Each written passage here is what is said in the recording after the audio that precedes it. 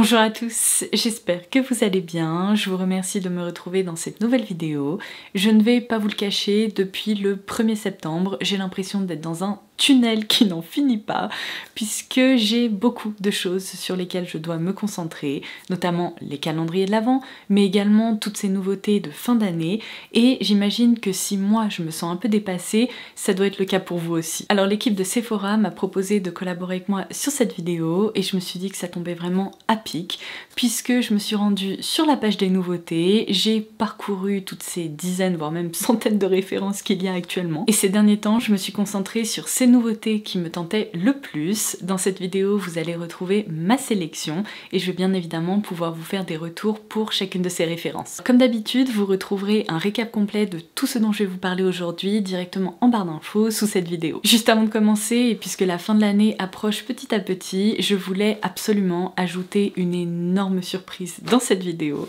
Donc je peux enfin vous révéler le fait que depuis des mois, je remplis ce pochon avec des dizaines et des dizaines de produits pour vous, et là en fait il s'apprête à déborder, donc je me suis dit que c'était vraiment le moment de le mettre en jeu. Je vais essayer de vous montrer un aperçu de tout ce qu'il contient, mais je ne suis même pas sûre que ça rentrera à l'écran parce que là-dedans il y a l'équivalent de 1800 € de produits.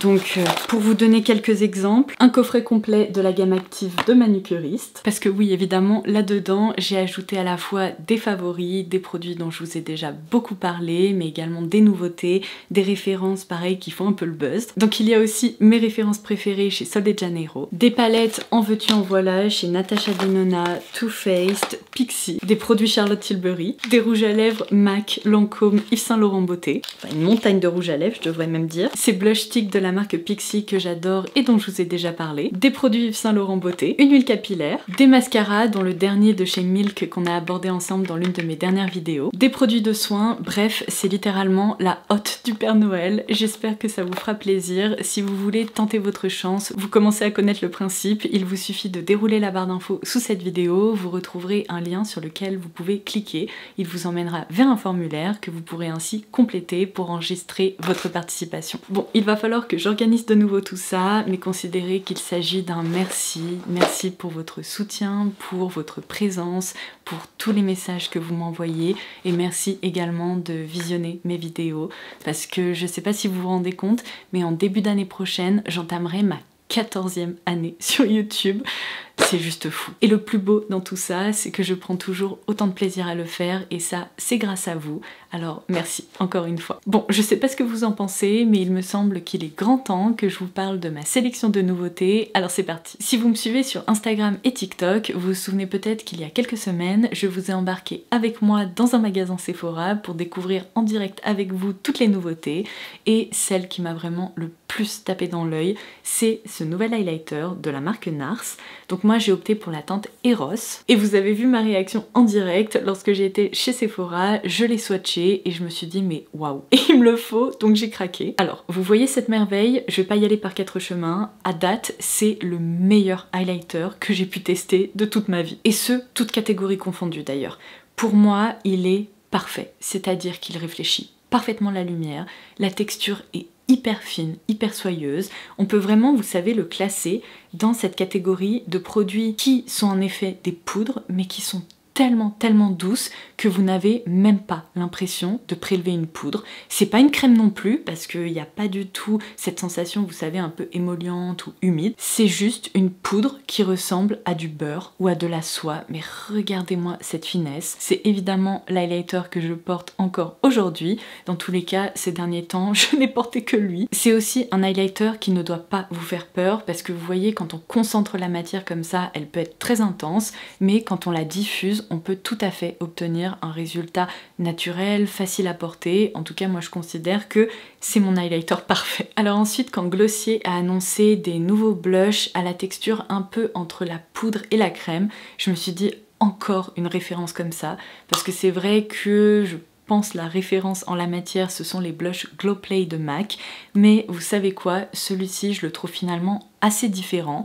J'ai la teinte Puff. Alors déjà, le compact, mais je l'adore. Je saurais pas vous expliquer, il est hyper satisfaisant, comme beaucoup de produits glossiers.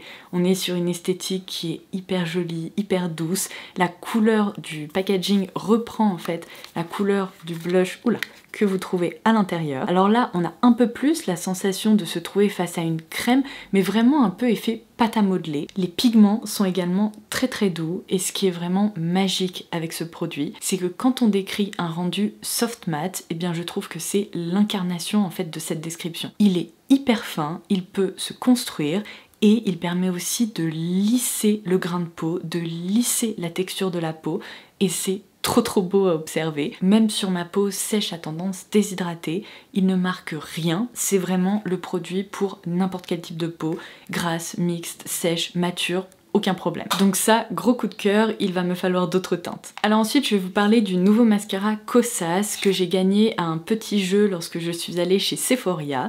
Donc j'ai enfin pu me pencher sur son cas parce que pareil, c'est une nouveauté qui m'intriguait, qui me faisait de l'œil. Alors, je suis un tout petit peu plus mitigée à propos de ce lancement que les deux précédents dont je viens de vous parler, dans le sens où ce mascara, qui s'appelle d'ailleurs le Soul Gazer, je l'aime bien, mais le rendu n'est pas waouh impressionnant et il ne détrône pas d'autres mascaras que je préfère, comme par exemple chez Sephora le Tartelette de Tarte ou encore le mascara L'Interdit de Givenchy. Il nous indique que c'est un mascara allongeant et qui permet également de lifter les cils, en fait d'apporter de la courbure, et on m'a d'ailleurs fait une petite démo chez Sephora, à savoir que quand on tire la brosse comme ça, eh bien on obtient l'effet que je viens de vous annoncer, mais on peut aussi, et alors ça j'ai jamais vu j'avoue, replacer la brosse dans le tube, la sortir un petit peu et en fait l'engorger un peu plus que en la tirant du tube, et on obtient ainsi plutôt un résultat volume. Donc ça je trouve ça génial parce que selon si on souhaite plutôt un effet bien coiffé, assez fluffy, ou au contraire une frange de cils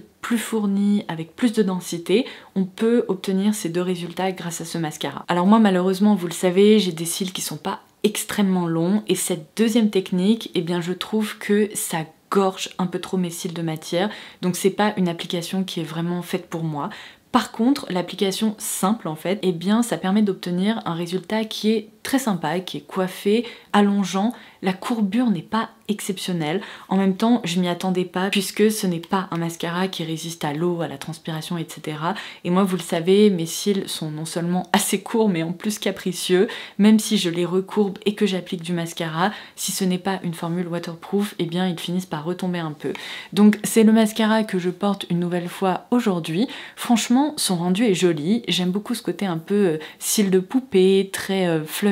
Mais malheureusement, ce n'est pas la brosse qui allonge le plus. Donc je vous laisserai juger du résultat. N'hésitez pas à me dire si vous avez en effet testé ce produit, qu'est-ce que vous en avez pensé, et vos retours pourront toujours être utiles pour d'autres personnes. N'hésitez pas aussi à préciser si vous avez des cils plutôt courts, normaux, bien recourbés ou plus longs. Allez, pour ce quatrième produit, je passe à une référence de skincare. Vous l'avez vu, je vous l'avais annoncé également, mais la marque Tatcha est enfin arrivée chez Sephora en Europe et donc évidemment en France. C'est une marque que personnellement je connais depuis des années, je m'étais déjà servi de certaines références incontournables, mais j'en parlais pas plus que ça parce que c'est vrai que c'était assez difficile de se procurer les produits.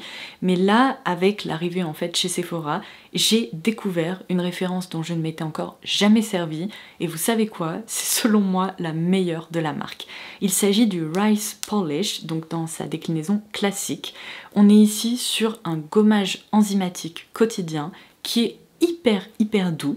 Donc pour utiliser le produit, en plus je trouve que le packaging est génial parce qu'au lieu d'avoir un flacon long avec lequel on prélève beaucoup trop de poudre, on a ici un système hyper ingénieux comme ceci qui s'ouvre et qui se referme, et on peut vraiment, si vous voulez, tapoter comme ça et en prélever un petit peu. Cette poudre, vous allez y ajouter de l'eau, et là en fait il faut créer comme une petite émulsion, et il faut que sous votre doigt vous ne sentiez plus aucun grain. S'il y a encore des grains, ça veut dire que, si vous voulez, la texture ne s'est pas activée, c'est pas normal. Il ne faut pas que ce soit un gommage mécanique, mais bien un gommage enzymatique. Si vous avez une peau sensible ou réactive, vous allez adorer ce produit parce qu'il est d'une douceur mais incroyable. Alors évidemment je le conseille aussi à tous les autres types de peau puisque ce produit, quand vous allez en fait le diffuser sur le visage puis le rincer, n'hésitez pas à vous munir d'une petite serviette propre ou d'un coton pour retirer la texture qui est très fine. Vous allez pouvoir constater à quel point votre peau est douce, mais douce, c'est hyper agréable et évidemment ce produit ne laisse strictement aucun résidu sur la peau de votre visage. Donc ça c'est vraiment un bonheur à ajouter à sa routine soin. Il y a une autre marque qui a également été lancée chez Sephora en provenance des États-Unis et de la catégorie parfum. Il s'agit de Le Monde Gourmand. Alors vous allez peut-être reconnaître ces flacons si vous suivez un peu l'actu produit aux États-Unis, puisque c'est vrai que ce sont des parfums qui sont quand même assez populaires, qui sont vendus dans différentes parfumeries, chez Urban Outfitters, etc. Personnellement, je la connais depuis des années, mais je n'avais encore jamais porté les parfums.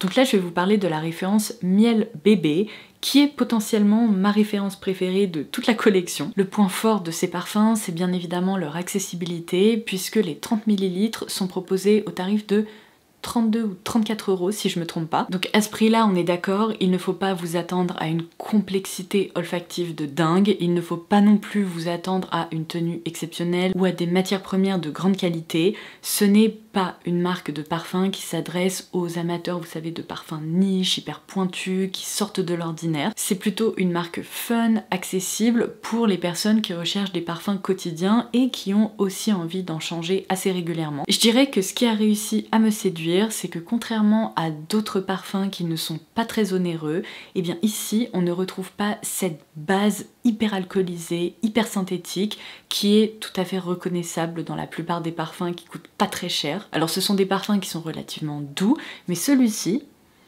il est agréable et je trouve qu'il porte bien son nom parce qu'il s'agit d'un parfum citronné, miellé, un petit peu propre, qui me rappelle ce parfum chez Gucci, vous savez, le Gorgeous... Ah, je les confonds, il commence à y en avoir trop pour le moment. Gardenia.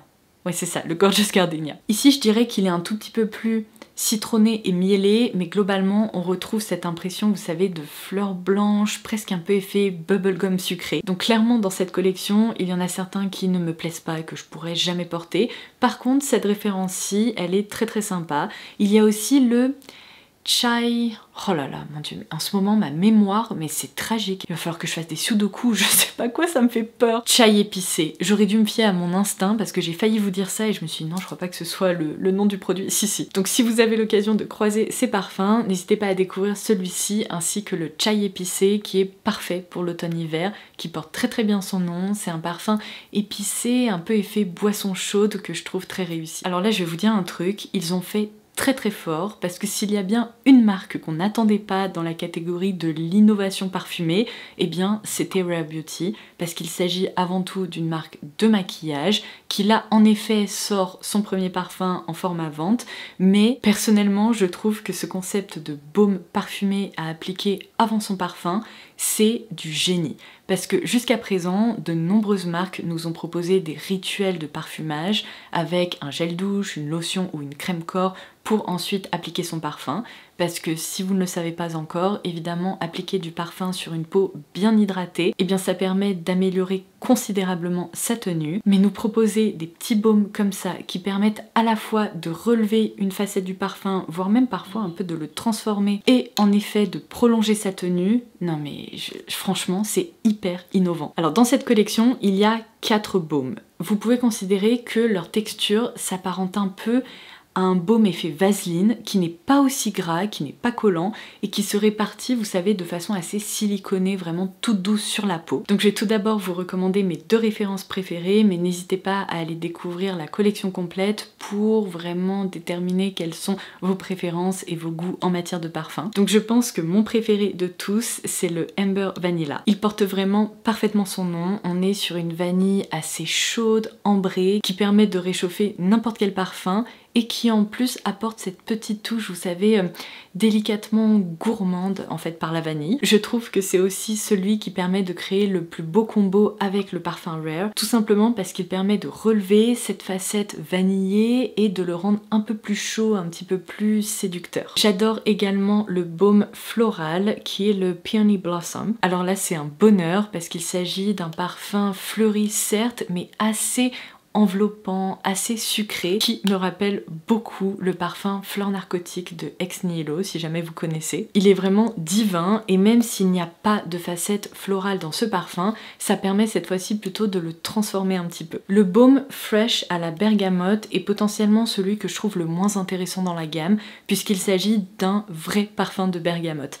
Alors si vous aimez ça, tant mieux, ça vous permet de relever une facette assez pétillante et hespéridée, mais moi je trouve que c'est une note qui, par essence, ne tient pas longtemps sur la peau, donc on en profite moins longtemps que les deux autres références que je viens de citer. Et alors étonnamment, le baume boisé n'est pas vraiment boisé selon moi, c'est plutôt une création un peu aromatique fraîche. Je retrouve presque une impression de fougère dans celui-ci, donc il est très sympa si vous voulez rendre votre parfum un tout petit peu plus masculin ou plus frais si les températures sont plus élevées, par exemple durant le printemps-été. Et je tiens aussi à vous confirmer qu'ils permettent en effet d'améliorer la tenue de n'importe quel parfum que vous portez par-dessus. C'est pas non plus un produit miraculeux qui va transformer la tenue d'un parfum qui habituellement tient 5 heures sur vous en une bombe olfactive qui tiendra 12 heures, pas du tout.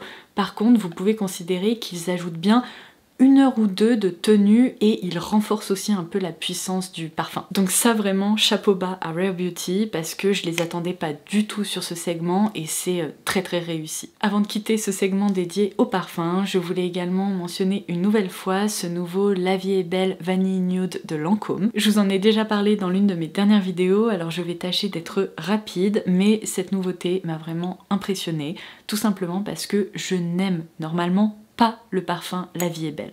Je sais que c'est un parfum qui est hyper apprécié, c'est d'ailleurs l'un des plus gros succès commerciaux de la parfumerie traditionnelle. Mais vraiment, moi je n'ai jamais réussi à le porter, je n'apprécie même pas en fait cette composition olfactive. Donc complètement par hasard et aussi par curiosité, lors d'une balade chez Sephora, j'ai senti cette nouvelle déclinaison et c'est fou à quel point il s'agit presque d'une nouvelle création olfactive qui, à mon sens, n'a pas grand chose en commun avec La Vie est Belle originale. Alors certes, on retrouve la note de jasmin combinée à de la vanille, mais ici, l'impression globale est beaucoup plus musquée, aérienne, presque un petit peu poudrée, mais il y a aussi cette vanille gorgée de soleil en fait qu'on retrouve. C'est vraiment une création hyper agréable à porter, qui est crémeuse, enveloppante, mais aussi radieuse. Alors voilà, je ne pensais pas que ce serait le cas un jour, mais j'arrive enfin à apprécier et à porter un flanker de La Vie est Belle. Donc si vous n'aimez pas particulièrement ce parfum, je vous conseille tout de même d'aller sentir celui-ci parce que vous pourriez être très agréablement surpris ou surprise comme moi. Et si vous aimez déjà La Vie est Belle, c'est une nouvelle interprétation qui pourrait aussi vous plaire. Je passe à ces deux nouveautés de Laneige et entre nous, je ne comprends pas comment cette marque arrive encore à nous proposer des déclinaisons de son baume à lèvres, alors à la fois en pot et en tube. Là on est vraiment sur le format liquide en tube. C'est fou, j'ai l'impression qu'ils trouvent toujours de nouveaux parfums, de nouveaux concepts. Alors là on est sur un fini qui est différent puisqu'il s'agit des Lip Glowy Balms, donc ce sont en fait des baumes brillants pour les lèvres. Alors je dois dire que ça me plaît beaucoup, mais j'ai une très nette préférence pour celui-ci. Franchement, plus j'ai réfléchi et plus celui-ci, eh bien, je l'aime pas vraiment, tout simplement parce qu'il m'incommode. Son parfum est trop bizarre. Alors il s'appelle Milky Way, donc voie lactée. Je sais pas s'ils ont voulu jouer sur le côté milky, donc laiteux, parce que ce baume à lèvres a un parfum qui me dérange, genre de lait qui aurait un peu tourné. Alors après, gardez en tête que moi, les odeurs de lait, ça m'incommode. Déjà, j'en bois pas. Et là, on retrouve toutes les caractéristiques un peu, je sais pas, rance du lait en fait. En plus, le fait qu'il ne me plaise pas plus que ça, c'est pas dramatique parce que finalement on est sur un baume à lèvres transparent avec un effet scintillant, donc on peut retrouver un équivalent dans une gamme d'huile à lèvres ou de gloss. Par contre, celui-ci, eh ben non seulement il est hyper beau, il est confortable, il sent bon parce que son parfum est différent. Donc là c'est le Pink Supernova. Là on est sur une odeur de bonbons sucrés qui correspond bien plus aux odeurs habituelles qu'on retrouve chez Laneige. C'est également le baume que j'ai appliqué ce matin, je vais en remettre un petit peu. L'applicateur est hyper agréable, vous savez, c'est le petit applicateur biseauté. Il ne colle absolument pas, je trouve qu'il est léger, on a vraiment envie d'en réappliquer en cours de journée parce qu'il est très agréable. Évidemment, il apporte un effet glossy, à la fois grâce à sa texture, mais aussi grâce à ce fini scintillant. Donc ça, je valide. Alors, à moitié, je vous conseille surtout cette référence. Celle-ci, À vous de voir, si vous aimez les parfums un peu laiteux, peut-être que ça ne vous dérangera pas. Mais si vous êtes comme moi, faites gaffe parce que vous risquez de le détester. Alors que celui-ci me rappelle un peu l'odeur des fraises tagada, enfin il y a un côté vraiment régressif et très sympa. Je vais donc conclure cette vidéo par 2 fonds de teint, et je sais pas si vous avez la même impression que moi, mais cette année, le nombre de lancements de teint qu'il y a eu, j'ai l'impression que ça a battu des records. Je vais donc commencer par le All Hours Glow de Yves Saint Laurent Beauté, puisque j'ai déjà eu l'occasion de vous dire que c'est un fond de teint que j'aime beaucoup. Je trouve que son rendu sur la peau est très jolie. Sa texture est fine et plutôt hydratante, elle ne marque pas, et je suis tout à fait d'accord avec la mention glow, dans le sens où c'est un fond de teint qui est assez lumineux, qui offre un rendu un peu effet crème hydratante en fait. Sa couvrance est moyenne, mais elle reste modulable, donc si vous voulez opter pour une fine couche de produit pour le quotidien, c'est possible, et vous pouvez aussi renforcer un peu sa couvrance pour le soir, ou si vous aimez tout simplement avoir plus de couvrance. C'est le produit que je porte aussi aujourd'hui, et là vous êtes peut-être en train de vous dire mais il est pas très glowy, c'est normal, je l'ai poudré, et d'ailleurs au quotidien c'est comme ça que je préfère le porter, déjà parce que ça permet d'améliorer sa tenue, de faire en sorte qu'il ne bouge pas, et ensuite en fait si vous voulez c'est un fond de teint qui reste quand même lumineux, soyeux, mais vous pouvez aussi tout à fait en le poudrant le rendre non brillant en fait. Et du coup j'imagine que vous l'aurez reconnu, j'ai aussi testé le nouveau Professional Foundation de Benefit. Alors, il m'a un petit peu donné du fil à retordre, non pas à cause de sa texture, de son rendu, parce qu'entre nous, c'est très rare que j'apprécie des fonds de teint mat, et celui-ci, je l'aime beaucoup, je trouve que son rendu est vraiment joli. Le problème, c'est que la gamme de teintes, mais il y a de quoi s'arracher les cheveux.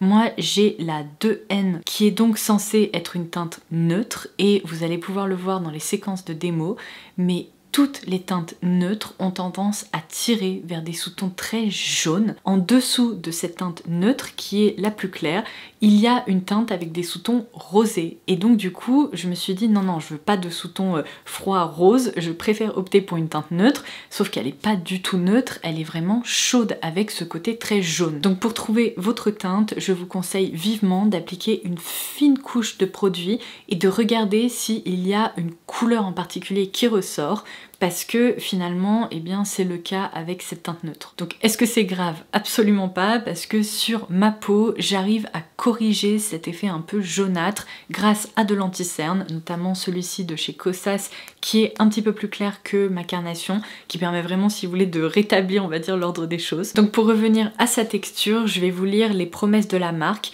Donc une couvrance moyenne qui peut se construire, un fini mat naturel, 24 heures de tenue, un effet floutant, et c'est d'ailleurs une mention vraiment importante pour ce produit qui figure juste ici là au niveau des claims principaux, et également une texture légère qui ne se sent pas et qui ne marque pas. Et bien franchement je dois dire que je suis d'accord avec la plupart de ces caractéristiques, à savoir qu'il se travaille bien, il ne marque pas, ou en tout cas très peu, même sur ma peau sèche à tendance déshydratée. Vous le savez, moi vraiment je préfère les fonds de teint sérum, les textures plus légères, plus crémeuses, parce que les finis mat, généralement ça me va pas trop. Là ce qui me plaît c'est que oui on est sur un fini mat mais plutôt soft mat qui est assez velouté. Alors l'effet floutant n'est pas aussi important que par exemple avec le Professional. Si vous appliquez cette base lissante avant et qu'après vous optez pour le fond de teint, là oui, vous aurez un véritable effet floutant, lissant, mais cette référence travaille quand même un peu sur la texture et un effet peau de pêche, parce que je trouve que, encore une fois, son rendu est très doux. Alors après, gardez en tête que j'ai la chance de ne pas avoir beaucoup de texture sur ma peau. Peut-être que c'est une caractéristique qu'il faudrait plutôt tester sur des peaux avec des irrégularités ou un effet de texture à certains endroits. Mais globalement, je trouve que c'est un produit qui tient bien, qui évolue bien, et à part ce côté jaunâtre qui me dérange, j'ai pas grand chose à lui reprocher. Et bien écoutez, ce sera tout pour aujourd'hui. J'espère que cette vidéo vous aura plu. Avant de partir, n'hésitez pas à me laisser vos petites impressions en commentaire, et n'oubliez surtout pas de dérouler la barre d'infos pour avoir accès à tout ce dont je vous ai parlé et pour pouvoir tenter de remporter cet énorme baluchon. J'ai trop hâte d'effectuer le tirage au sort, parce que je pense que je vais faire une heureuse ou peut-être un heureux, mais vous êtes quand même bien plus nombreuses que nombreux par ici. Sur ce, je vous embrasse et je vous dis à très vite. Bye bye.